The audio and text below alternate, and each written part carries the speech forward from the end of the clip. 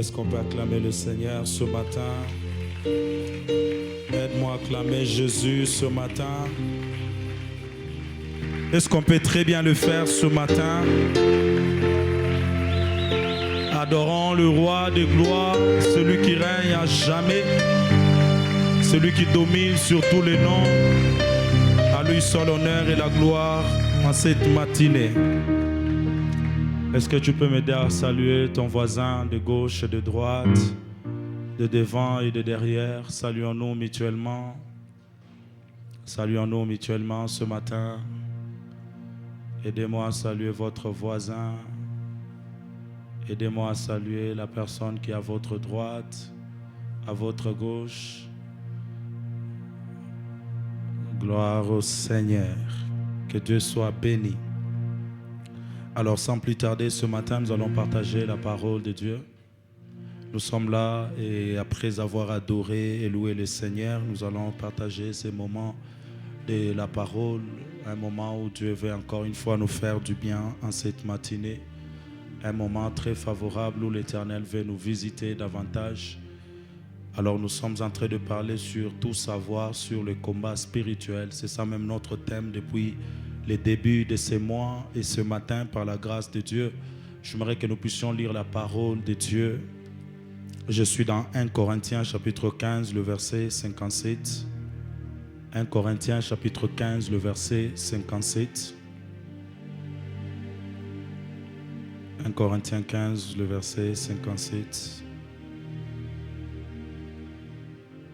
Il est écrit dans la parole de Dieu. Merci d'honorer la parole de Dieu ce matin. Nous lisons ensemble 1, 2, 3, go. Mais grâce soit rendue à Dieu qui nous donne la victoire par notre Seigneur Jésus-Christ. Mais grâce soit rendue à Dieu qui nous donne la victoire par notre Seigneur Jésus-Christ. Amen. Nous pouvons nous rasseoir. Pour ceux qui écrivent, prenez également 1 Jean chapitre 4, le verset 4. 1 Jean chapitre 4, le verset 4. Il est écrit, vous, petits enfants, vous êtes des dieux. Et vous les avez vaincus parce que celui qui est en vous est plus grand que celui qui est dans le monde. Vous, petits enfants, vous êtes des dieux. Et vous les avez vaincus plutôt parce que celui qui est en vous est plus fort ou plus grand que celui qui est dans le monde. C'est autour de ces deux textes que je vais m'entretenir avec vous ce matin sur ce thème qui dit tout savoir sur le combat spirituel. Tout savoir sur le combat spirituel. Après avoir défini le combat spirituel, après avoir vu les faits relatifs au combat spirituel, après avoir vu les erreurs que nous ne devons pas commettre dans les combats spirituels, et après avoir vu les armes que nous devons utiliser dans le combat spirituel, ce matin, par la grâce de Dieu, j'ai quelques secrets ou encore quelques grands secrets qui nous aident à gagner la bataille spirituelle. Et ce matin, par la grâce de Dieu, j'aimerais que vous puissiez savoir une chose. Cette lutte de tout le jour, ce combat de tous les croyants, c'est un combat que nous devons à tout prix gagner. Nous ne combattons pas spirituellement pour perdre. Nous ne combattons pas spirituellement pour essayer d'avoir la victoire. Mais nous combattons pour vaincre. C'est pourquoi il est écrit dans la parole de Dieu qu'à tout celui qui vaincra, il lui sera donné la couronne. La couronne n'est pas pour seulement les personnes qui ont cru au Seigneur, mais la couronne sera pour ceux qui ont cru et qui ont combattu jusqu'à vaincre la bataille. C'est pourquoi ce matin, j'aimerais que vous puissiez noter ceci avant d'aller plus loin sur quelques grands secrets du combat spirituel. Notez la première chose, c'est que ce combat est toujours gagné par ceux qui sont conscients de leur identité en Christ. Le combat spirituel est toujours gagné par ceux qui sont conscients de leur identité en Christ. Ce combat est toujours gagné par ceux qui sont conscients de leur identité en Christ. On peut tous combattre, mais la victoire est toujours du camp de ceux qui ont pris conscience de leur identité en Christ. J'aimerais vous dire ceci ce matin. C'est l'un des plus grands secrets dans le combat spirituel.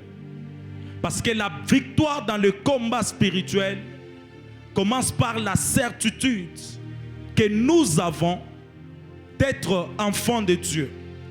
Commence par la certitude d'appartenir à Dieu.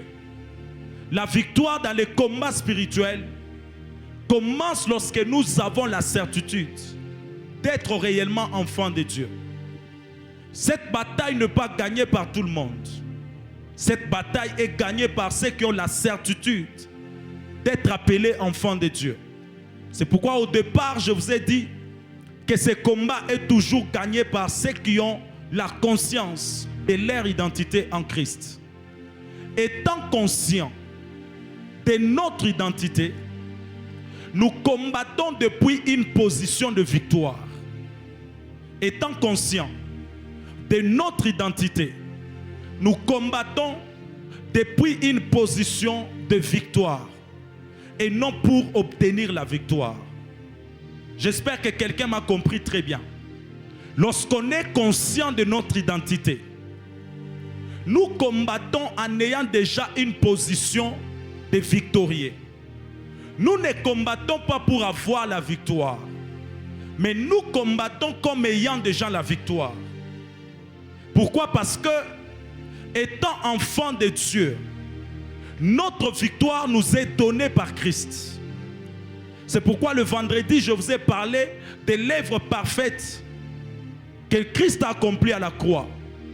Et par ce sang qui a coulé, nous avons la victoire. Ici, ce matin, j'aimerais que chacun de nous comprenne que Satan est déjà vaincu d'avance. Satan a déjà perdu la bataille d'avance. L'affronter nous permet seulement de constater cette victoire que nous avons déjà dans notre esprit. C'est pourquoi je vous dis que nous ne combattons pas pour la victoire. Nous combattons dans la victoire. Parce que Satan a déjà perdu d'avance. À chaque fois que nous affrontons le diable, ce n'est pas pour essayer d'avoir la victoire. À chaque fois que nous combattons le diable, c'est parce qu'on veut matérialiser la victoire que nous avons déjà acquise. Qu'est-ce que j'aimerais que tu comprennes? Un adversaire peut être déjà faible. Mais pour que tu obtiennes la couronne de ta victoire, il faut l'affronter. Ce qui veut dire, le plus faible sera constaté faible lorsqu'on va se battre avec lui. C'est pourquoi Dieu ne nous a pas épargné de combats. Il nous a permis de combattre. Mais tout en sachant que nous combattons contre un adversaire déjà désarmé. Nous combattons contre un adversaire déjà faible. C'est l'un des plus grands secrets que j'ai compris dans le combat spirituel. De savoir que Satan est déjà vaincu. Je pars l'affronter pour constater la victoire que j'ai déjà obtenue. Amen, amen. Je vais vous donner un exemple. On est face à un match. Allons dans le football. On est face à un match. Par exemple, le Real Madrid doit affronter un club congolais, que je ne vais pas citer peut-être le nom. Et le Real Madrid doit affronter un club congolais. Tout le monde ici sait que le Real Madrid est plus fort qu'un club congolais. Mais le problème, c'est que on ne va pas donner la victoire au Real Madrid parce que le Real Madrid n'a pas encore affronté ce club. Ou encore, on ne va pas dire que le match est gagné d'avance, ne jouez pas. On va les envoyer sur terrain. Mais tout le monde a au moins cette conscience que le Real Madrid est plus fort que les clubs qui sont en face de lui. C'est comme ça que le Seigneur nous a donné cette grâce. Dieu sait que le diable n'est pas plus fort que nous, étant enfants de Dieu. Étant notre adversaire, il est le plus faible. Parce que nous l'avons vaincu en Christ.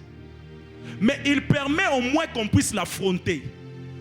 Et après l'avoir affronté, c'est alors qu'on va constater que celui qu'on craignait n'était pas celui qu'on croyait. C'est après avoir l'affronté que nous allons obtenir la victoire et nous rassurer que celui qui nous faisait peur, que celui qui nous amenait dans sa terreur, n'était que le plus petit face à nous.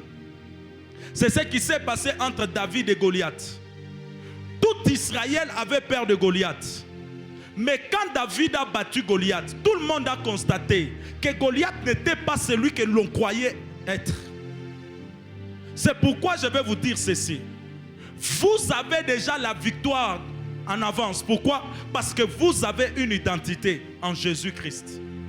C'est ça la clé première de votre victoire dans le combat spirituel. Amen, amen. Alléluia. J'aimerais vous dire ceci ce matin. Jean chapitre 1er, le verset 12. Jean chapitre 1er, le verset 12 et le verset 13. Mais à tous ceux qui l'ont reçu, à ceux qui croient en son nom, elle a donné le pouvoir de devenir enfants de Dieu. Elle a donné le pouvoir de devenir enfants de Dieu. Lesquels sont nés, non du sang, ni de la volonté de la chair, ni de la volonté de l'homme, mais de Dieu. À tous ceux qui l'ont reçu, elle leur a donné le pouvoir de devenir enfants de Dieu. Et dans cette écriture, ce qui me plaît, c'est que on nous montre notre identité. Mais il y a quelque chose que Dieu a eu à faire. La Bible dit, lesquels ne sont nés ni du sang, ni de la volonté de la chair, ni de la volonté de l'homme, mais de Dieu. Quand tu lis cette écriture, chacun de nous va comprendre une chose. C'est que Dieu s'est occupé de notre identité. Dieu s'est occupé de notre identité afin de nous rendre capables de prendre l'avantage sur les diables. Parce qu'Éphésiens est en train de nous dire que les combats que nous menons, nous ne les menons pas contre la chair et le sang. Et nous qui combattons, nous ne sommes pas non plus nés ni de sang ni de la chair. Ce qui fait que le combat spirituel est un combat qui a eu lieu entre les esprits. Alors, dès le départ, Dieu a d'abord transformé notre identité. Un combat qui ne se joue pas entre la chair et le sang ne peut pas être gagné par celui qui est né de la chair et du sang. C'est pourquoi Dieu s'est occupé d'abord de nous, pour faire de nous enfants de Dieu, afin que nous puissions naître de lui, parce que celui qui est né de Dieu va vaincre le diable. Amen, amen. Dieu savait que toutes les fois où le diable a pris le dessus, c'est parce que le diable s'est battu contre des gens qui étaient nés de la chair. Alors il a transformé notre identité pour que l'on soit né de Dieu. Parce que celui qui est né de Dieu, il est aussi Dieu. Parce qu'il porte la nature de son Dieu. C'est ainsi qu'il peut vaincre le diable sur la terre des hommes. Bien aimé, c'est ça l'importance de notre identité. Nous ne sommes pas de ceux qui tombent face à l'ennemi. Nous ne sommes pas de ceux qui tombent face au diable, mais nous sommes de ceux-là qui obtiennent la victoire parce que notre naissance est d'esprit. Et comme nous sommes esprit, le diable ne peut jamais nous vaincre. Alléluia. C'est pourquoi quand nous nous battons, nous devons avoir cette conscience que nous sommes enfants de Dieu. Nous sommes enfants de Dieu. Amen, amen. 1 Corinthiens 15, le verset 57 que nous avons lu. La Bible dit, mais grâce soit rendue à Dieu. Pourquoi? Parce qu'il nous a donné la victoire en Jésus-Christ. Nous rendons grâce à Dieu parce que les combats qui étaient difficiles pour nous, Christ l'a vaincu pour nous. Christ a obtenu la victoire pour nous. C'est la raison de nos actions de grâce. Gloire soit rendue à Dieu. Pourquoi? Parce qu'il nous a donné la victoire en Jésus-Christ.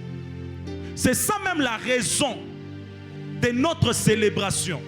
C'est ça même la raison de notre louange. C'est ça même la raison de notre adoration. Le combat est vaincu d'avance. Mais pour être détenteur de cette victoire, il faut appartenir à Christ. Parce que c'est en Christ que nous avons la victoire. Bien-aimés, ici, je voulais vous montrer une chose afin que nous puissions avancer. C'est que Dieu, dans sa manière de faire, a pris son Fils. Il l'a présenté afin que chacun de nous qui était incapable de gagner la bataille face au diable puisse la gagner en Jésus-Christ.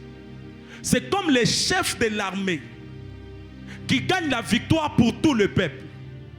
C'est comme celui qu'on présente comme le sauveur de toute l'humanité, afin que le diable n'obtienne plus de victoire sur nous.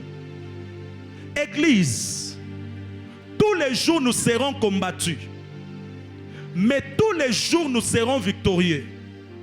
Parce que celui qui est en nous est plus fort que celui qui est dans le monde. J'aimerais bien le dire.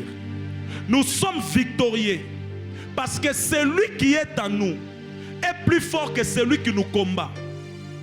N'ayez pas peur des démons. N'ayez pas peur des sorciers. N'ayez pas peur des occultistes. Affrontez-les par le nom de Jésus-Christ et vous aurez la victoire. Parce qu'ils sont déjà vaincus d'avance. Ils sont déjà vaincus d'avance. Il faut que cette histoire s'arrête. Où nous nous plaignons chaque fois devant le diable. Le diable me combat dans telle chose. Ça ne marche pas parce que le diable a fait ceci. Bien-aimés frères et sœurs, Dieu n'a pas empêché au diable de nous combattre. Mais Dieu nous a donné la victoire face à celui qui nous combat. Amen, amen.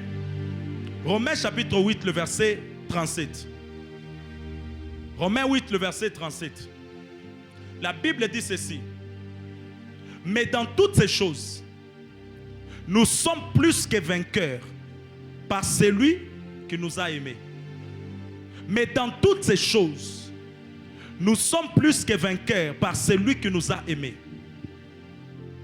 Lorsque vous lisez le verset précédent de Romains 8, à partir du verset 31, vous allez vous rendre compte qu'on est en train de parler de quoi? De tribulations, on est en train de parler de menaces, on fait allusion à des épreuves qui arrivent aux chrétiens. Après avoir tout énuméré, la conclusion de Paul est que en toutes ces choses, nous sommes plus que vainqueurs. Nous sommes plus que vainqueurs. Ce verset vient réveiller quelque chose en nous. Alors que je le méditais, j'ai compris une chose. C'est que c'est un verset qui rassure notre victoire. En nous révélant un détail très important, c'est que la victoire n'est pas l'absence de problème. La victoire que nous avons obtenue n'est pas l'absence de problème. Vous serez attaqué, vous serez combattu, vous ferez face aux problèmes. Mais en toutes ces choses, vous serez plus que vainqueurs. Pourquoi? Parce que je ne vous épargne pas de problèmes, des épreuves et des tribulations. Vous ferez face à ces choses. Mais la victoire est certaine. Je suis venu dire à un enfant de Dieu, tu ne mèneras jamais une vie sans bataille. Tu n'auras jamais une vie chrétienne sans combat. Tous les jours de notre vie, l'ennemi, dans sa méchanceté, cherchera toujours à nous nuire. Le problème, c'est que dans tout ce qu'il va faire, toutes ces manigances, toutes ces stratégies, nous là, nous sommes plus que vainqueurs.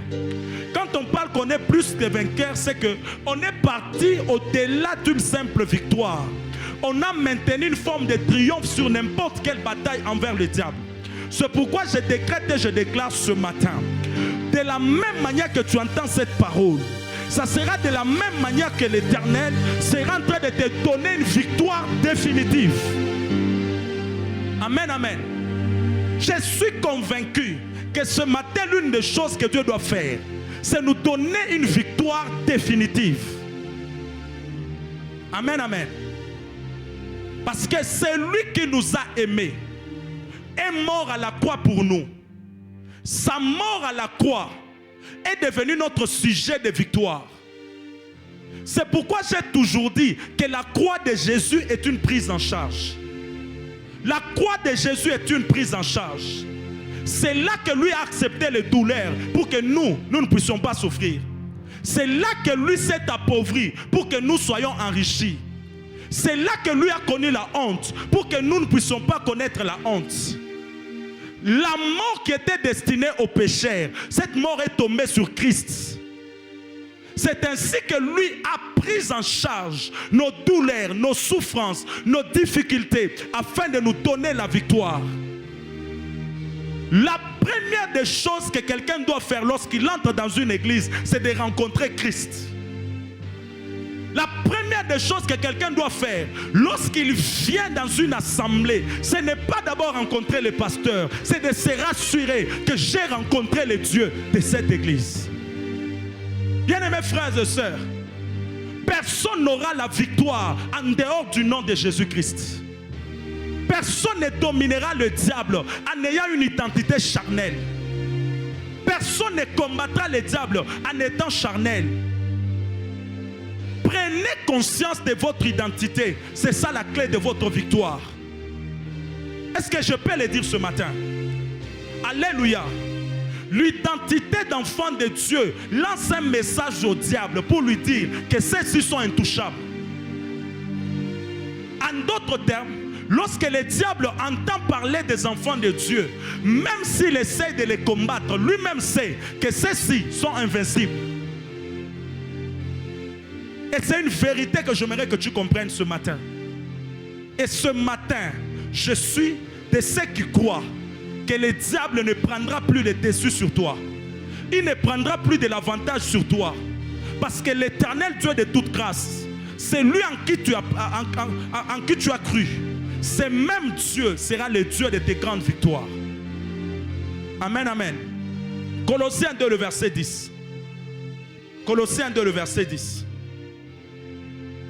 Il est écrit: vous avez tout pleinement en lui, qui est le chef de toute domination et de toute autorité. Vous avez tout pleinement en lui, enfant de Dieu. Vous avez la plénitude de votre Dieu. Il n'a jamais été vaincu depuis le début, depuis la création du monde. Il n'a jamais été vaincu. C'est ainsi que quand il nous donne son autorité, sa domination, nous dominons avec lui. Voilà pourquoi il dit dans sa parole que tout pouvoir m'a été donné dans le ciel et sur la terre. Tout pouvoir lui a été donné. Il a tout reçu pleinement de son Père. Et il nous a également donné ce pouvoir. Voilà pourquoi il dit: voici, je vous donne le pouvoir de marcher sur les scorpions et sur les serpents. Ce que Christ a reçu du Père en tant que le premier-né, il l'a transféré à nous, qui sommes les co-héritiers avec lui. Il l'a transféré à nous, nous qui sommes le Fils de Dieu, par appartenance à Jésus-Christ. C'est pourquoi ce matin, autant Christ est victorieux, nous sommes victorieux. Autant Christ a vaincu le monde, nous avons vaincu le monde. Autant Christ a obtenu des victoires et qu'il a cloué le diable à la croix, autant le diable sera cloué dans nos familles. Ce matin, alors que je venais, j'ai un fardeau particulier pour les familles. Et je suis venu dire à une personne ce matin: il est possible, bien-aimés frères, que ta conversion devienne l'avantage de ta famille. Tu ne m'as pas compris. Ta conversion devient l'avantage de ta famille. Parce que c'est lui qui est sauvé, qui est devenu enfant de Dieu, a la possibilité de devenir un danger pour les démons et les sorciers qui combattent sa famille. C'est pourquoi ce matin, je suis de ceux qui croient que les portes que j'ai franchies, les autres vont les franchir. Je suis de ceux qui croient que les batailles que j'ai vaincues, les autres les ont vaincues. Au nom puissant de Jésus-Christ. Amen, amen. Il y a des batailles qui ont commencé par une personne. Et il y a des batailles qui s'arrêtent par une personne. Bien-aimés frères, ils n'ont pas eu besoin d'avoir plusieurs personnes dans la famille. Ils ont enrôlé une personne qu'on a appelée grand-père. Et cette personne a livré toute une famille. Ce matin, je suis convaincu que de la même manière qu'ils ont utilisé une personne, c'est de la même manière que tu deviens la personne par qui les choses seront détruites. À un moment donné, il y a des choses qu'on ne doit plus accepter. À un moment donné, il y a des choses, des batailles que nous devons livrer pour libérer toute une lignée. Il y a des batailles que nous devons livrer pour libérer toute une race. Est-ce que quelqu'un m'entend ce matin? J'ai un fardeau particulier pour les familles. J'ai un fardeau particulier. Qu'est-ce qui te manque pour bâtir aussi un hôtel comme ils ont bâti? Qu'est-ce qui te manque pour changer une histoire telle qu'eux aussi ils ont influencé une histoire? C'est en ayant l'identité d'enfant de Dieu. C'est en ayant l'identité d'enfant de Dieu. Est-ce que je peux dire quelque chose ce matin? Écoutez-moi très bien. Notre identité est notre position d'autorité. Notre identité, c'est ça même notre position d'autorité. Nous n'avons pas la position d'autorité parce qu'on a d'abord prié. Nous avons la position d'autorité parce qu'on appartient à Christ. La Bible dit que nous avons pleinement en lui. Nous avons tout pleinement en lui. Sa puissance, sa domination, son autorité. C'est pourquoi on ne peut pas être terrassé. C'est pourquoi on ne peut pas être vaincu. Et je sens que le diable tremble ce matin. Ouais, le pouvoir d'enfer tremble ce matin. Je suis convaincu qu'il y a qu'un trouble qui a déjà commencé quelque part. Parce que ce matin, une famille, une lignée sera libérée. Alléluia. Amen, amen. Non, je ne te salue pas. Ce n'est pas un simple encouragement. Je t'annonce les choses qui vont arriver. Alléluia. Notre identité, c'est ça même notre position d'autorité. L'autorité d'un enfant de Dieu dépend de qui il appartient. Puisque nous appartenons à Christ et nous sommes devenus enfants de Dieu, il nous a amenés auprès de lui et nous a établis. C'est ainsi que nous pouvons régner sur la terre. Nous pouvons dominer sur la terre. Nous pouvons prendre les dessus sur des maladies orchestrées par le monde des ténèbres.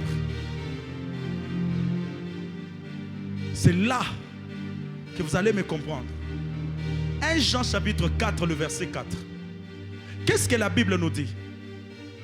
Dans 1 Jean chapitre 4, le verset 4, la Bible dit: vous, petits enfants, vous êtes des dieux.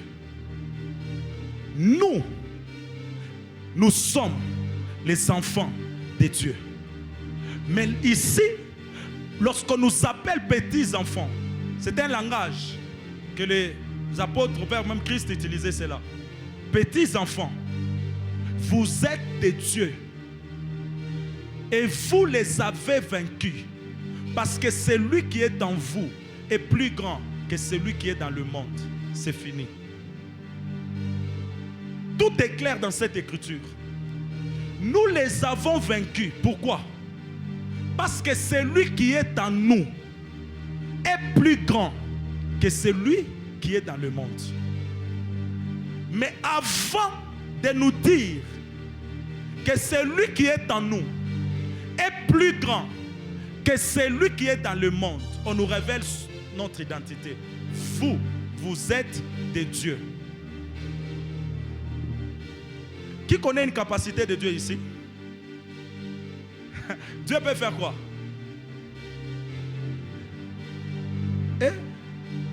Église, allons-y rapidement. Qu'est-ce que Dieu peut faire? Guérir. Qu'est-ce que Dieu peut faire?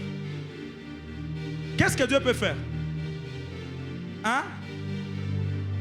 Il peut changer l'eau en vin. Ok. Qu'est-ce que Dieu peut faire? Il peut bénir. Dieu peut gagner une bataille, n'est-ce pas? Dieu peut vaincre, n'est-ce pas? Dieu peut sauver, n'est-ce pas? La Bible dit vous êtes des dieux. Or, le diable a reçu l'ordre d'obéir à une seule divinité. C'est Dieu. Le diable obéit à Dieu. Le diable obtempère tout ce que Dieu lui dit. Le diable fuit devant tout ce que le Seigneur fait. C'est pourquoi il nous a donné cette identité. Pourvu que l'on soit plus que le diable, que l'on soit plus fort que lui, que l'on soit plus puissant que lui, que l'on soit plus élevé que lui. C'est ainsi que ce matin, en nous disant que nous sommes des dieux, donc nous pouvons faire tout ce que notre Père fait par la foi. Amen, amen. Alors, nous sommes des dieux. Jamais nous ne mourrons comme des hommes, n'est-ce pas? Jamais nous ne tomberons comme des hommes. Jamais nous ne serons vaincus comme des hommes. Voilà l'un des plus grands secrets de ceux qui gagnent la bataille spirituelle. Ils sont conscients de leur identité en Christ. Et leur identité devient leur symbole d'autorité pour gagner des batailles. Pourquoi tu gagnes des batailles? Parce que je suis enfant de Dieu. Je décrète et je déclare que mon Père m'a donné le pouvoir de chasser les démons. J'ai reçu le pouvoir de chasser les sorciers. J'ai reçu le pouvoir de dominer sur le monde des ténèbres. Et je peux gagner des batailles. Bien aimé, nous sommes enfants de Dieu. Ne l'oubliez pas tout le jour de votre vie. Où que vous soyez, marchez comme des princes sur la terre des hommes. Parce que notre Père est le roi des rois. Marchez sur la terre comme des personnes établies par Dieu. Parce que la Bible me dit que l'Éternel Dieu de gloire qui a fait les cieux a donné la terre au Fils de l'homme. Dieu nous a donné ce mandat.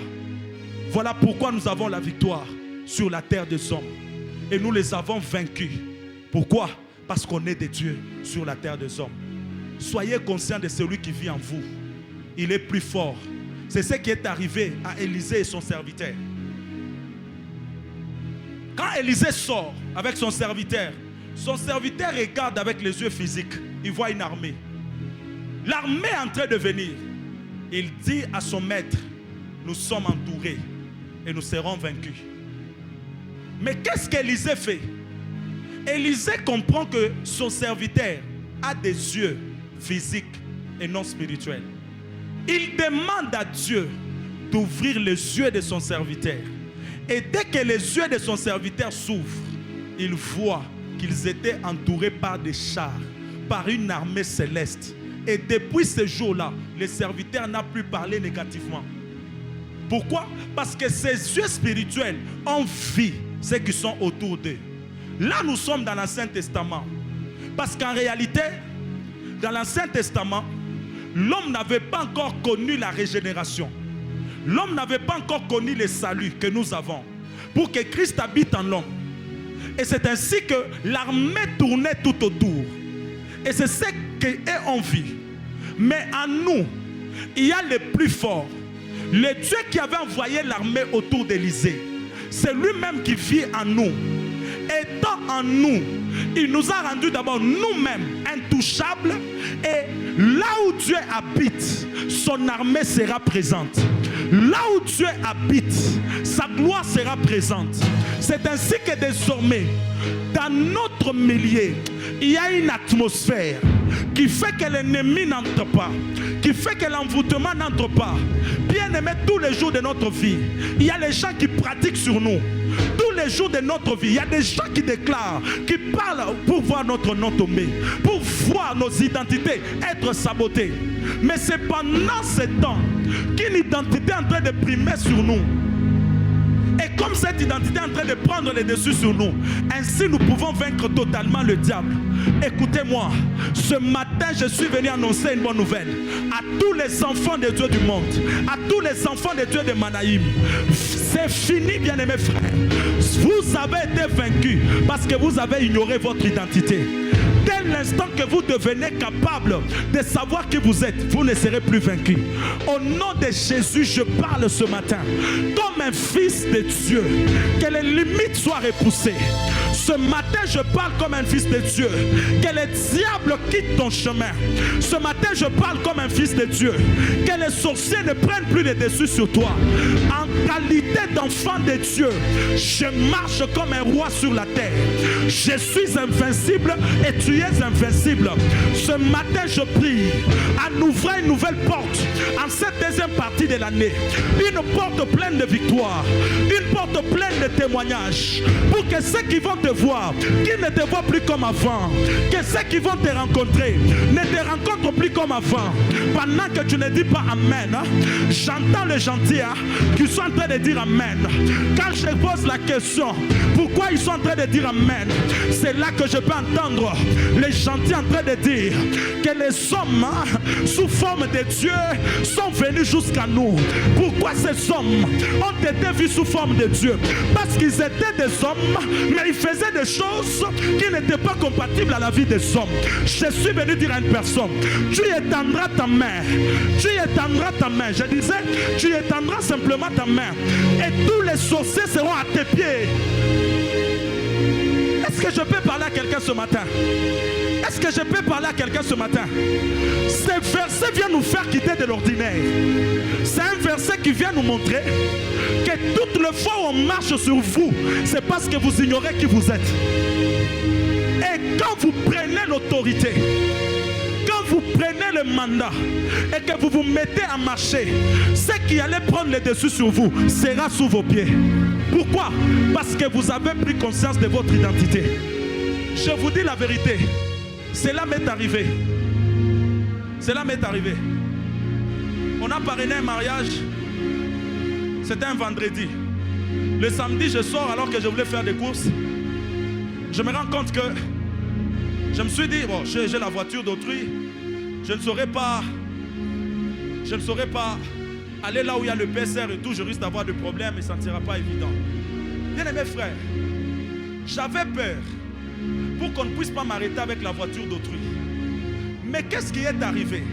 Celui avec qui j'étais dans la voiture me dit, mais pourquoi vous avez peur? Parce que j'ai vu devant le véhicule qu'il y a une forme de plaque qu'on n'arrête jamais. Bien aimé, dès qu'il m'a dit ça, c'est comme si quelque chose a changé dans ma tête.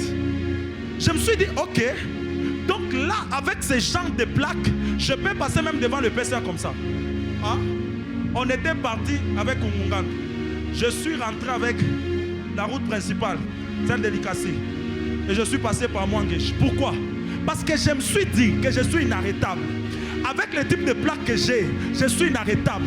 Bien aimés frères, si à cause d'une simple plaque, je peux avoir ce genre d'assurance, à combien plus forte raison, avec Jésus dans ma vie, avec Jésus dans ton cœur, avec Jésus dans ta vie.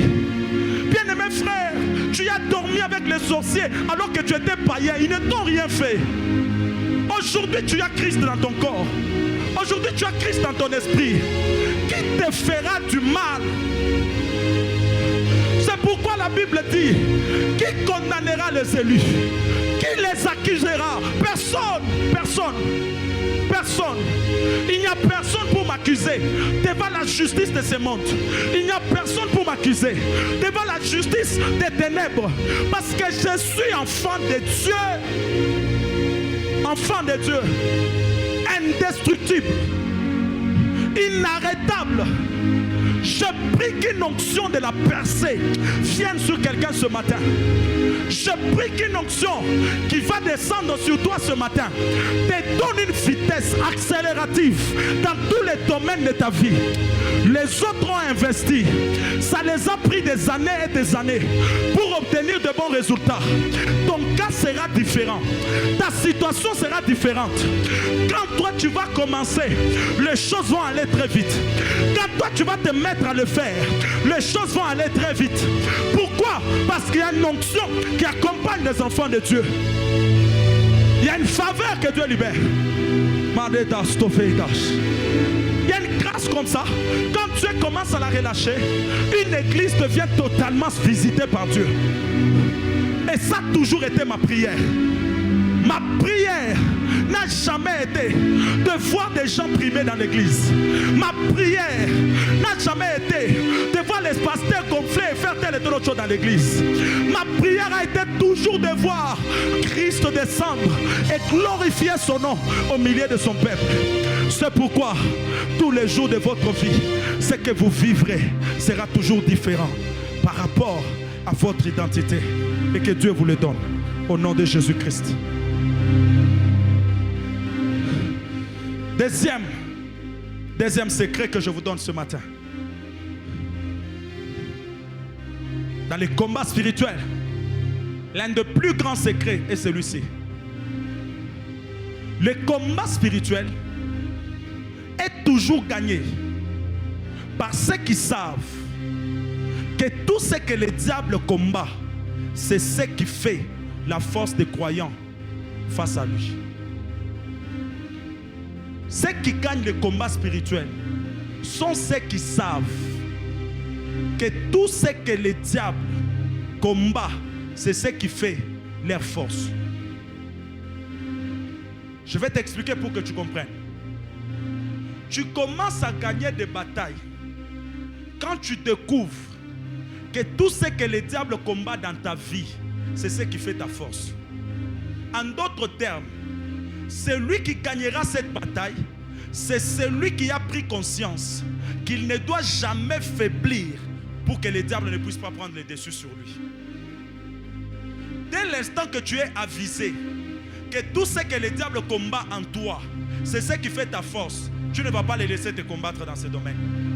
C'est là même la clé de ta victoire. Écoutez, le diable cherche toujours à affaiblir tout ce qui constitue la force d'un croyant. En d'autres termes, le diable fait l'effort d'affaiblir tout ce qui t'approche de Dieu, parce qu'il sait que s'il combat ce qui t'approche de Dieu, tu seras loin de Dieu et il t'aura. C'est ça même la clé de notre victoire. Ce qui te rend fort, c'est ta communion avec Dieu. Quand le diable viendra, il combattra ta communion. Si ce qui fait ta force, c'est ta foi, le diable viendra combattre ta foi parce qu'il sait qu'un homme sans foi est vulnérable. Si ce qui fait ta force, c'est ton intimité avec Dieu, le diable va cibler ton intimité. Une fois qu'il a vaincu ça, c'est fini, tu as perdu la bataille. En d'autres termes, le diable a une stratégie dans la bataille spirituelle. C'est celle d'attaquer un adversaire affaibli. Il sait que lui-même est faible face à nous. Maintenant, il sait aussi que ce qui fait la force de nous chrétiens, c'est notre attachement à Dieu. Une fois qu'il nous éloigne, on devient face à face. Et quand on est face à face, sans Dieu, on n'est rien. Est-ce que l'église m'entend ce matin? Par exemple, le diable fera toujours tout pour amener le doute, la peur et aussi l'incrédulité en nous. Quand le diable amène le doute, quand le diable amène la peur, quand le diable amène l'incrédulité, c'est pour combattre notre foi. Un homme qui avait la foi, vous commencez à tout lui dire de la part de Dieu, il ne croit plus. Or, tout celui qui ne croit pas ne sera jamais agréable à Dieu. Et le diable sait ça. C'est ainsi qu'il vient. Pour affaiblir ta foi, il met en toi le doute. Tu commences à douter de Dieu. Tu ne crois plus que ta situation va changer. Tu ne crois plus qu'un jour tu peux aussi sourire dans la vie. Tu ne crois plus que ta situation là, Dieu va la résoudre. Cette incrédulité que le diable amène, c'est pour affaiblir ta foi. Et une fois que ta foi est affaiblie, tu n'as plus le bouclier face au combat. Comprenez? Il sait que ta foi, c'est ton bouclier parmi les armes de guerre. Mais quand il combat ta foi, il t'affaiblit et il peut maintenant te détruire. Faites attention, enfants de Dieu. Lorsque le diable veut vous vaincre, il vient réduire ce qui fait votre force. Il vient combattre ce qui fait votre force dans la communion. Lisons la parole de Dieu. Luc chapitre 22, le verset 31. C'est l'histoire de Simon. Lorsque le diable a voulu les cribler comme du froment, Christ a prié pour que sa foi ne puisse pas faillir. Parce que Christ savait que tout ce que le diable était en train d'amener, c'était pour que la foi de Pierre puisse faillir. Un homme qui a tout laissé pour suivre Christ, le diable commence à vouloir l'amener à se poser des questions. Je le suis pourquoi? C'est d'abord un petit par rapport à moi. Comment je peux être derrière une telle personne? Et du coup, lorsque le diable veut amener ce genre de pensée en Pierre, Christ se lève et il combat pour lui dans la prière, afin que Pierre ne faillisse pas dans la foi. Tout le jour de notre vie, c'est l'une des grandes batailles que nous livrerons. C'était même le combat d'Épaphras dans Colossiens. Sa prière était qu'il combattait en prière pour que le salut touche le peuple, pour que les gens deviennent parfaits, pour que les gens puissent atteindre la stature parfaite de Christ. C'était ça le sujet de sa bataille. L'une des choses qui arrive aux enfants de Dieu, c'est la perte de la foi. Et cela arrive tout le jour. C'est ainsi que vous pouvez voir une personne zélée perdre l'élan. Pourquoi? Parce que le diable a attaqué un domaine de sa vie. 1 Pierre chapitre 5, le verset 8. 1 Pierre chapitre 5, le verset 8. Soyez sobres, veillez. Votre adversaire, le diable, rôde comme un lion, rugissant, cherchant qui il dévorera. Résistez-lui avec une foi ferme, sachant que les mêmes souffrances sont imposées à vos frères dans le monde. Résistez-lui avec quoi? Avec une foi ferme.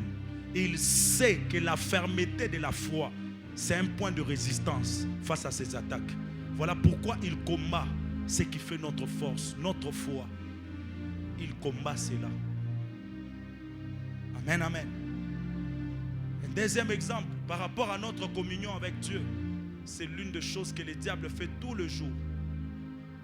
Le diable fait tout pour refroidir ta vie de prière, ta lecture de la parole, ta vie d'adoration ou de louange envers le Seigneur. En d'autres termes, le diable se bat pour détruire ton culte personnel. C'est pourquoi, une fois que tu perds ce qui fait ta force, le diable t'a vaincu. Mais si tu gardes ce qui fait ta force, tu l'as vaincu. C'est l'un des secrets. C'est plus simple, plus facile.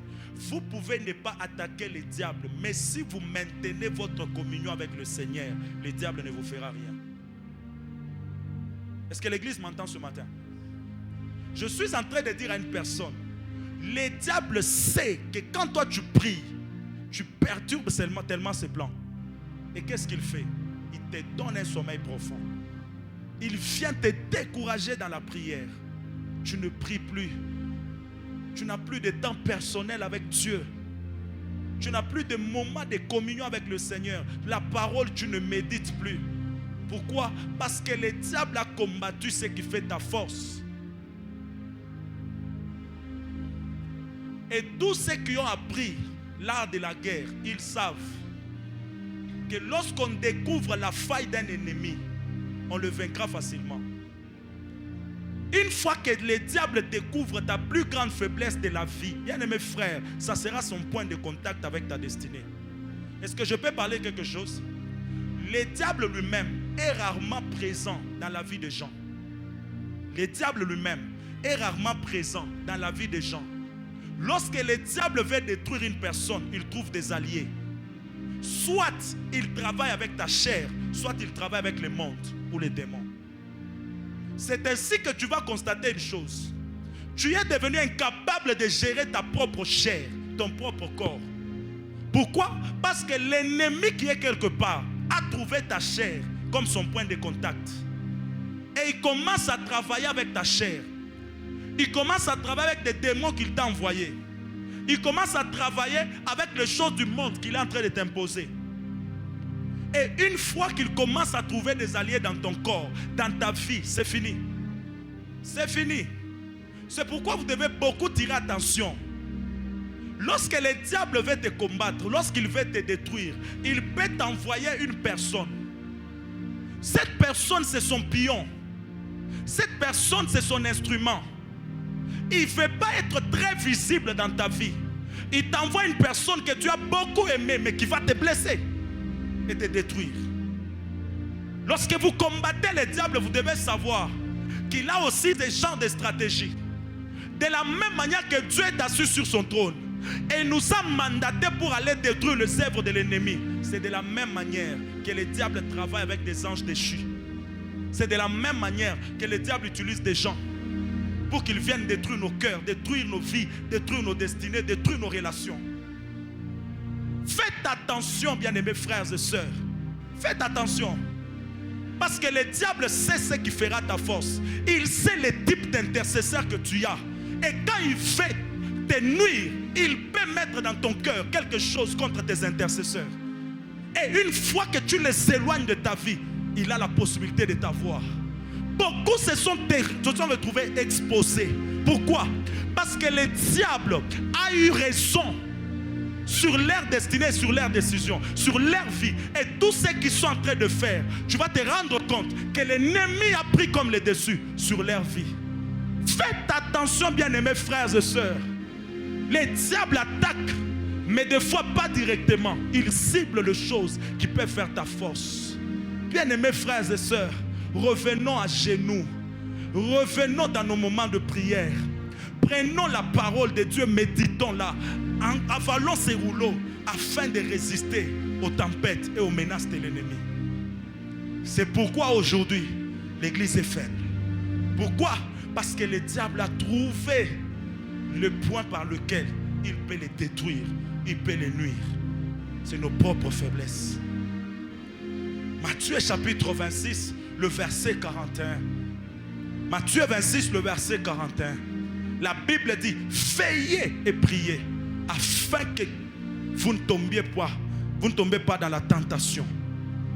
Veillez et priez afin que vous ne tombiez pas dans la tentation. Qu'est-ce que vous devez faire? Veillez et priez. Le diable sait que celui qui prie va résister à la tentation. Le diable sait que si tu veilles et que tu pries, tu vas résister à la tentation. C'est pourquoi il t'envoie des stratégies. La tentation devient visible dans ta vie. Il te combat désormais. Il t'envoie des choses à faire. Et quand tu le fais, tu deviens faible. Bien-aimés frères et sœurs, cette phrase est vraie. Mais j'aimerais te la dire. Quand tu commences à perdre la vie de prière, tu commences à ouvrir la vie du péché. Et quand tu commences à fermer la vie du péché par la prière, le péché n'aura pas le dessus sur toi. Parce que c'est lui qui prie prendra le dessus sur le péché. Et c'est lui qui pêche prendra le dessus sur la prière. C'est pourquoi ceux qui pêchent plus, ils ne prient plus. Et ceux qui prient plus, ils ne pêchent pas. Bien-aimés frères et sœurs, je suis venu te dire ce matin, veille à ta communion avec le Seigneur.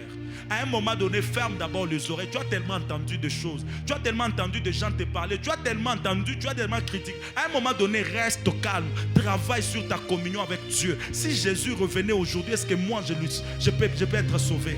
S'il revenait aujourd'hui, est-ce que je serais enlevé? Est-ce que si aujourd'hui je suis attaqué par les diables, j'ai la force nécessaire pour lui résister? Ce sont de petites choses. Pas de discipline. Pas de rigueur sur ta propre vie. Pas de discipline. Et du coup, tu te rends compte que tu commences à faire tout ce que les païens font.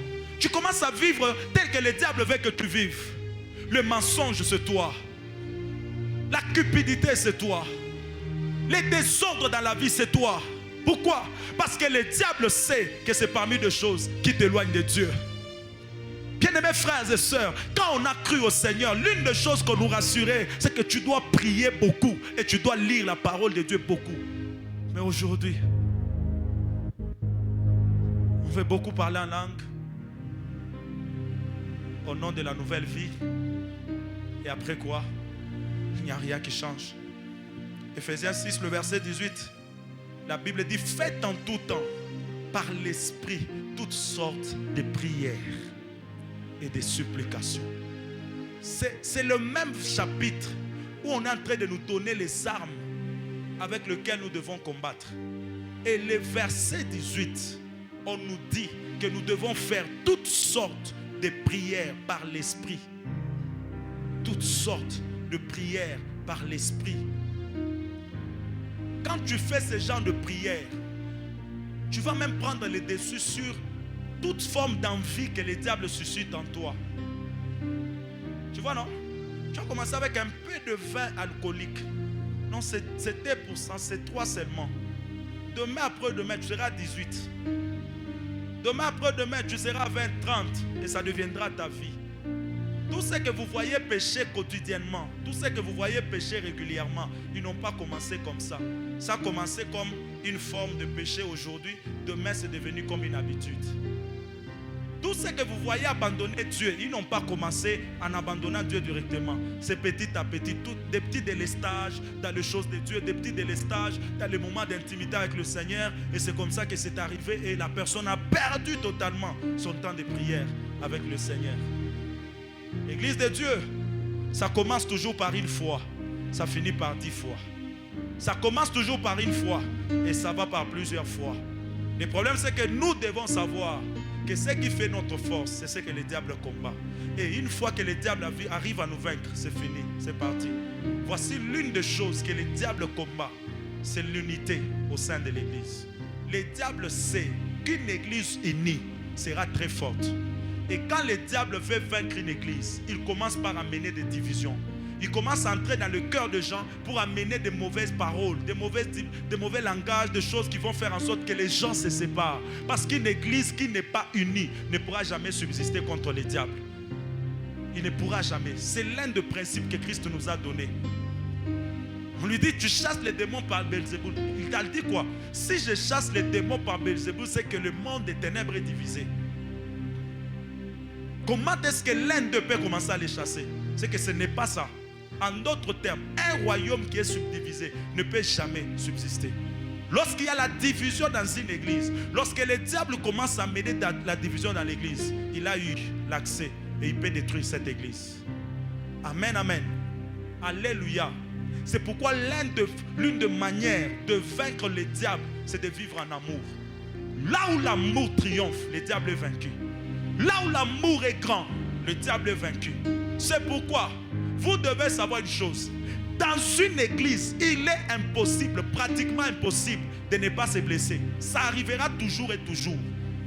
Dans une église, un peuple qui est réuni se blessera toujours parce qu'on n'a pas le même langage, on n'a pas le même caractère, on n'a pas le même comportement. Mais plus nous travaillons pour notre perfection, on peut se blesser dans la marche. Mais l'une des choses que Dieu nous recommande, c'est de se pardonner, de se supporter et d'avancer dans la même direction. C'est ce qui fait la force dans l'unité. Ce n'est pas laisser le mal triompher de nous, mais c'est de laisser le pardon, l'amour triompher de nous pour qu'on marche dans la même direction. Et là, le diable ne peut jamais avoir le dessus sur nous. Bien-aimés frères et sœurs, vous devez savoir que cela fera notre force. Cela fera la force de l'église. Pierre était gardé en prison. Pierre, gardé en prison. L'église s'est dit, d'un commun accord, nous allons prier pour Pierre. En priant pour Pierre, Pierre a été libéré de la prison de manière miraculeuse. Pourquoi? Parce que l'église a prié. Mais si l'église est divisée, ceux-ci vont prier, les autres vont dire que Pierre meurt. C'est ça le langage. Que Pierre meurt. Pendant que les autres ont la compassion pour Pierre, les autres se disent que Pierre doit mourir. Et quand il y a plusieurs opinions, qui est-ce que Dieu va exaucer? Et le diable profite pour s'asseoir dans vos départements. Et le diable profite pour amener des catastrophes dans les départements. Pourquoi? Parce que des fois, vous avez laissé la voix du diable commencer à prendre le dessus au milieu de vous. Le diable sait que l'unité sera toujours combattue. Voilà pourquoi, alors qu'il combat l'unité, nous devons faire un effort de nous supporter, de nous accepter et de marcher ensemble pour que le Seigneur prenne la gloire dans ce que nous sommes en train de faire. Amen, amen. Alléluia. C'est ça l'église. C'est ça l'église. Il fera tout pour s'aimer des divisions. Il fera tout pour amener des querelles. Il fera tout pour amener le manque de pardon. Et ce matin, j'aimerais dire à une personne, tu ne perds rien en pardonnant la personne qui t'a fait du mal. Tu ne perds rien en ouvrant ton cœur et te dire, je suis un enfant de Dieu. Ça m'a tellement fait mal. Mais je me livre à l'Éternel. Et je pardonne mon frère. Je pardonne ma soeur. Je pardonne mon bien-aimé. Je pardonne telle personne. Regardez dans nos familles. Quelle est la dernière fois où tu as visité ta cousine? Quelle est la dernière fois où tu as visité ton neveu? Même dans nos familles, nous sommes divisés. Pourquoi? Parce qu'il y a des problèmes qui ont eu lié. On a entendu et tout ce qui va avec. Comment vous aurez le fardeau de prier pour votre famille? Tu es enfant de Dieu, tu viens à l'église, tu pries, tu mets l'offrande, tu écoutes la parole de Dieu, mais tu as des problèmes avec tes propres frères, tes propres sœurs. Tu n'arrives jamais chez eux. Même si tu as combien d'argent, même 10 francs, tu n'en vois jamais. Même s'ils sont dans quelle sorte de problème, tu te dis que cette personne t'avait fait du mal, tu ne peux rien faire. Voilà comment le diable est en train de prendre les dessus sur les familles. Il a mené la division pour rien. Bien-aimés frères et sœurs, pardonnez. Pardonnez. Vivez en unité. Ça fera la force de votre famille. Ça fera la force de l'église. Amen, amen. Je vais terminer en disant ceci. Il y a plusieurs choses qui font la force des croyants face à l'ennemi. Mais vous devez savoir que le diable ne peut jamais arracher un enfant de Dieu entre ses mains si ce dernier ne lui a pas donné accès. Le diable ne peut jamais venir arracher un croyant entre les mains de Christ si ce dernier n'a pas déposé les armes. C'est pourquoi j'aimerais te dire ce matin, il ne faut pas te désarmer. Il ne faut pas perdre ton armure. Sinon tu seras faible.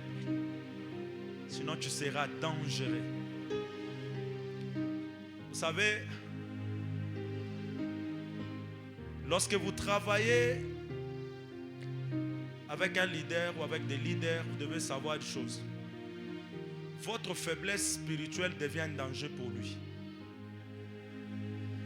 La plupart des fois où le diable veut faire tomber une tête, il utilise sa ceinture. Lorsque la faiblesse entre dans une ceinture, cette faiblesse va fragiliser celui que le diable veut avoir. Que ce soit votre berger, que ce soit votre aîné dans la famille, que ce soit votre pasteur, que ce soit une personne, bien-aimés frères et sœurs, qui est comme un gardien des hôtels, qui est comme une personne établie par Dieu pour guider, diriger, régner et conduire. Bien-aimés frères et sœurs, si vous devenez faible autour de lui, c'est vous que le diable va utiliser. Posez la question à Judas, il vous dira. Il vous dira, l'un de vous est un démon. Qui? Judas. Mais autrefois appelé disciple. Faites attention, bien-aimés frères, même dans la maison où vous habitez.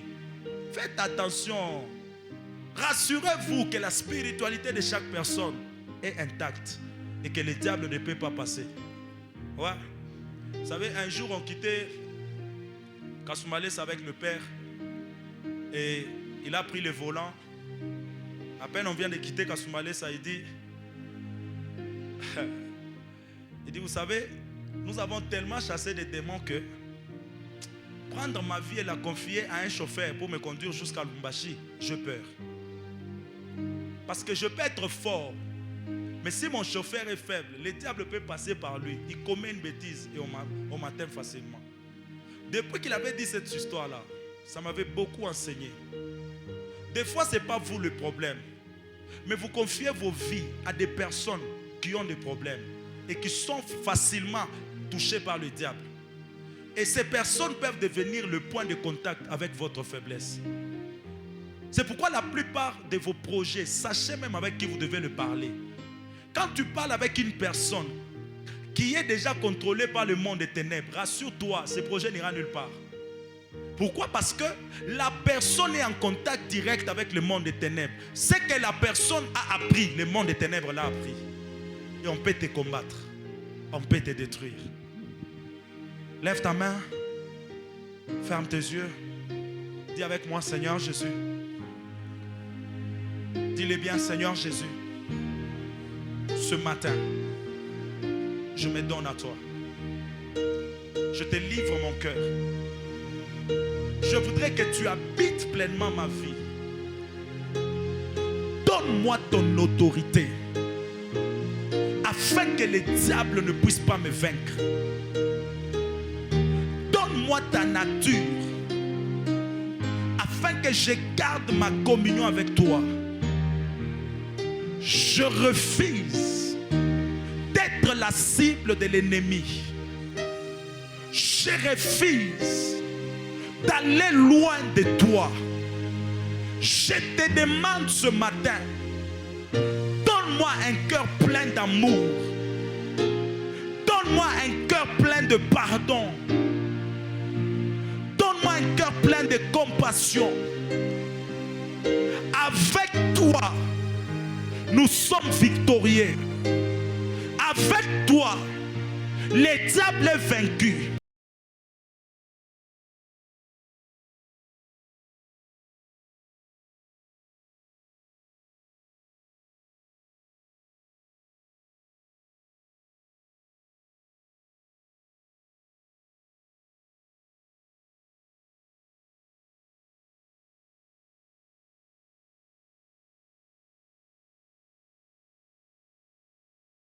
Jésus, je te prie ce matin, libère ma famille de toute emprise de l'ennemi, détruis toute œuvre de l'ennemi, afin que nous soyons victorieux, afin que nous soyons victorieux, afin que nous soyons victorieux.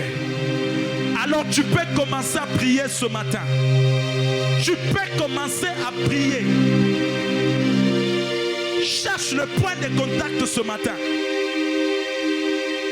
La partie qui t'a le plus touché dans ce message, c'est le problème que tu dois résoudre ce matin. Commence à prier. Commence à prier. Depuis le début de la semaine, il y a une onction bizarre qui nous accompagne. Depuis le début de la semaine, il y a une faveur que Dieu a relâchée. Il n'y a pas que le message qui est prêché. Il y a une grâce qui est relâchée. C'est pourquoi ce matin, je voudrais que tu pries.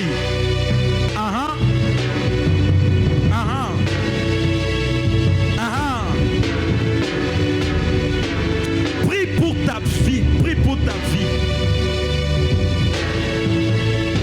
Prie pour ta vie. Je sens un fardeau de famille ce matin. Je sens un fardeau de famille. Je demande à Dieu de libérer l'atmosphère de restauration. Je prie et je demande à Dieu de libérer l'atmosphère de restauration. Là où les liens étaient brisés, là où les connexions étaient brisées, Ramanikoria Stafa ou Sepera de Gad. Mais où te kamia ou lavahazia ou sevelesh. Wenaos tu mia te kambras tu tafa o somenia weke. Waterianusa mahando waparadia sute keneva ostefa oloshidega. Tu peux prier ce matin. Je ne sais pas la position que tu vas prendre ce matin. Commence à chercher Dieu. Come on. Come on. Come on.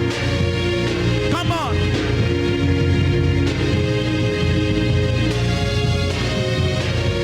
Yes. Yes. Commence à prier. Élève ta voix et parle à Dieu. Élève ta voix et parle à Dieu.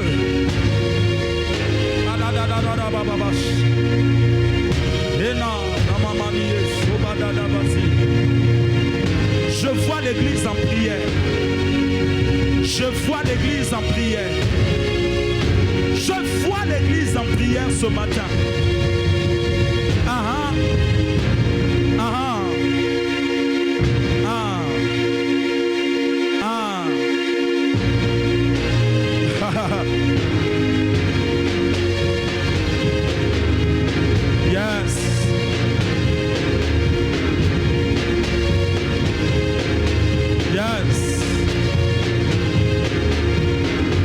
Dieu, mon Dieu, mon Dieu.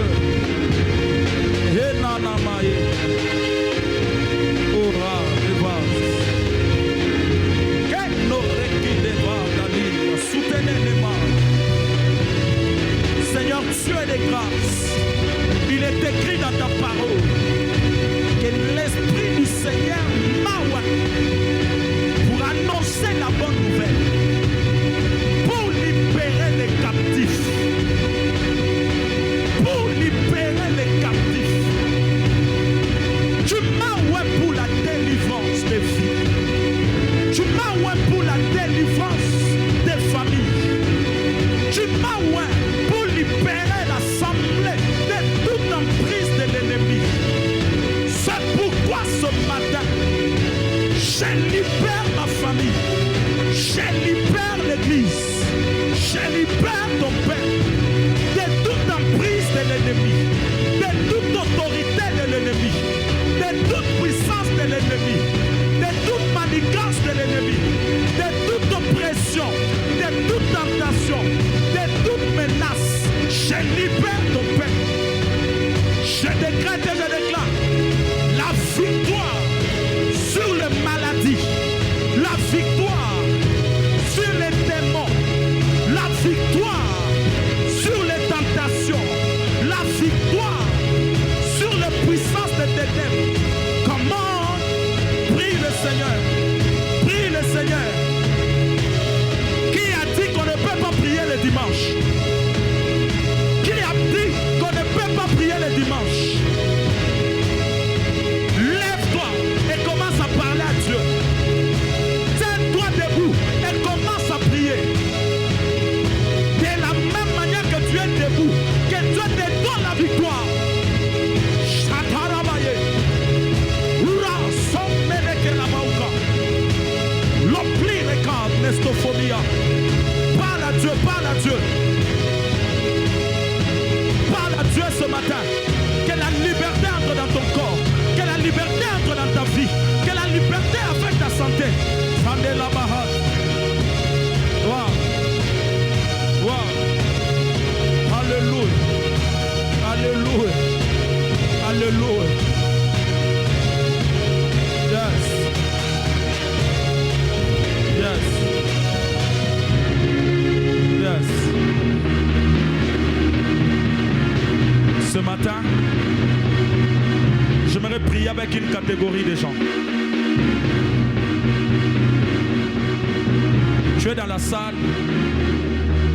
et tu es conscient que tu n'as jamais reçu Christ dans ta vie comme Seigneur et Sauveur.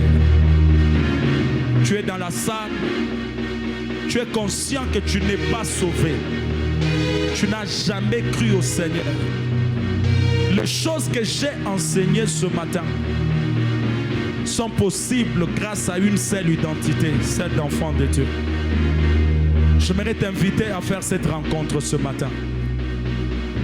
Tu veux donner ta vie à Christ. Tu veux croire au Seigneur. Tu veux que Christ te sauve. N'aie pas honte. Viens, on va prier. Viens, on va prier. Tu n'as jamais reçu Christ dans ta vie comme Seigneur et Sauveur. Viens, on va prier. Ne te gêne pas, n'aie pas honte, avance. N'aie pas honte. Aujourd'hui, Dieu te fait grâce de les rencontrer, avance. N'hésite pas, n'hésite pas, n'hésite pas. Viens. Je n'ai jamais regretté d'avoir cru au Seigneur. Je n'ai jamais regretté d'avoir connu ce Jésus très tôt. Je n'ai jamais regretté d'avoir été appelé enfant de Dieu. Ce matin, viens, on va prier. Tu veux donner ta vie à Jésus. Avance. Peut-être que toi, tu as déjà donné ta vie à Christ. Mais ce matin, tu es dans la salle. Et tu sens que tout ce qui faisait ta force, tu les as perdus. Tu ne pries plus comme avant. Tu ne crains plus Dieu comme avant. Tu ne médites plus la parole de Dieu comme avant. Il y a quelque chose en toi qui a bougé. Avance, on va prier. Tu as senti une faiblesse quelconque. Avance, on va prier. Come on, n'aie pas honte. N'hésite pas. Avance, on va prier.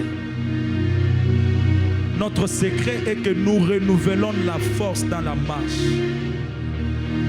Viens renouveler ta force ce matin. Viens renouveler une énergie nouvelle ce matin. Que Christ te donne la force de tenir. Avance, avant que je prie. Avance. Avance. Shadadaba.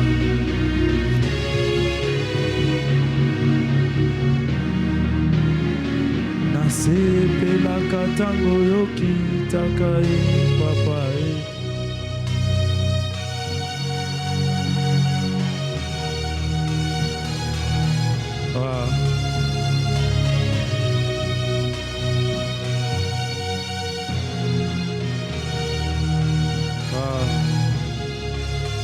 C'est ce qui fait ma joie ce matin.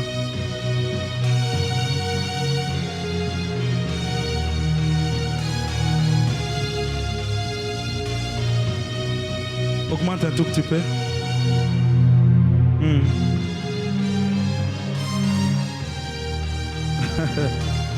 Levez les mains.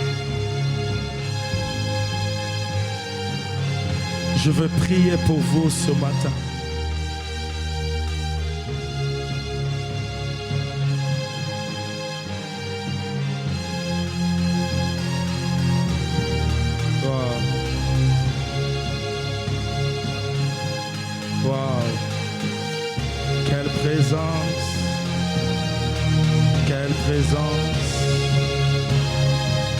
Quelle présence ce matin.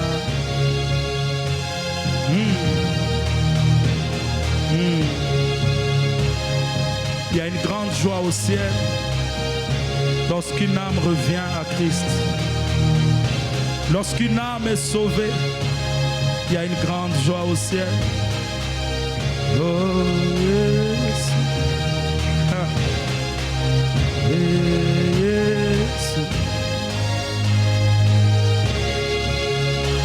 Approche-toi de Dieu ce matin. Approche-toi de Dieu ce matin. Approche-toi de Dieu ce matin. Come on, Josué. Come on. Amplifie encore la mélodie. Come on. Ça retentit dans mon esprit. Hananamae. Ce matin, je prie. Dieu d'alliance, Père de puissance. Que ce peuple ici devant soit sauvé. Relève ceux qui sont à terre.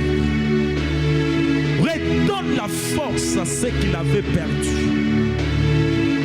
Père, je prie et je demande que les cœurs qui ont été touchés ce matin pour croire en toi te reçoivent de manière personnelle et individuelle.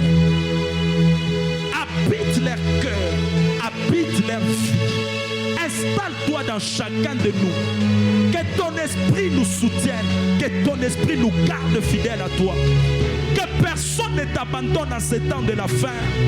Que les diables ne prennent pas le dessus de nous, Père. Quelle que soit la forme de la tentation, donne-nous la force de tenir ferme. Donne-nous la force éternelle, Dieu de gloire, de te garder dans nos vies. Seigneur, je te prie que tu te manifestes dans chacune de vie. Tout à l'heure, ils ont pris des décisions. Certains pour renouveler leur confiance en toi. Certains pour commencer la vie nouvelle avec toi. Seigneur, fais dans leur vie tout ce qu'ils attendent de toi. Fais dans leur vie tout ce qui est possible par toi. Voilà pourquoi je prie pour l'Église. Je prie pour l'assemblée. Je prie pour ce peuple. Seigneur, renouvelle la marche, la force de chacun dans la marche. Il est vrai que la fatigue est inévitable dans la marche. Mais c'est possible de se relever. Loin de nous le péché, loin de nous l'humiliation, loin de nous la tentation, loin de nous, Père, tout ce qui nous éloignait de toi. Suscite ce matin des hommes de prière. Suscite ce matin des hommes qui vont méditer ta parole jour et nuit. Et que ta grâce demeure dans leur vie. Au nom de Jésus-Christ. Que Dieu soit avec vous. Et que Dieu vous fortifie. Et qu'il vous pousse à l'aimer davantage. Et à vous attacher à lui. Au nom de Jésus-Christ. Amen.